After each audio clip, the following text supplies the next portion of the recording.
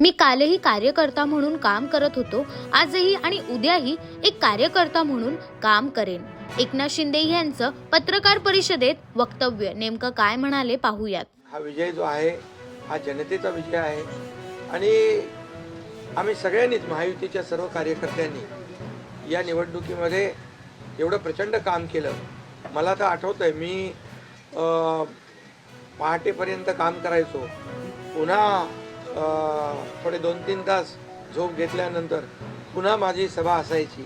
असे हे चक्र जे आहे हे सत्र पूर्ण निवडणुकीवर चाललं. वाटतं 100-80-90 सभा ज्या आहेत त्या घेतल्या.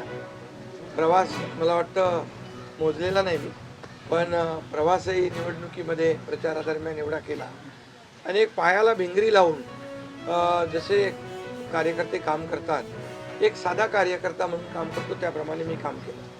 मी कालही कार्यकर्ता म्हणून काम करत होतो, आजही कार्यकर्ता म्हणून आणि उद्याही कार्यकर्ता म्हणून काम करतो. तर मी स्वतःला एक मुख्यमंत्री म्हणून कधीच समजलो नाही.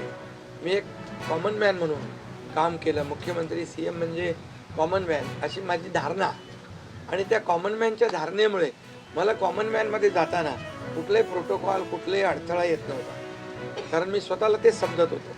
आणि मी मनाशी एक निश्चय केला होता की या कॉमन मॅनसाठी, या सर्वसामान्य जनतेसाठी या महाराष्ट्रातल्या सरकारमधून आपण काही ना काही केलं पाहिजे.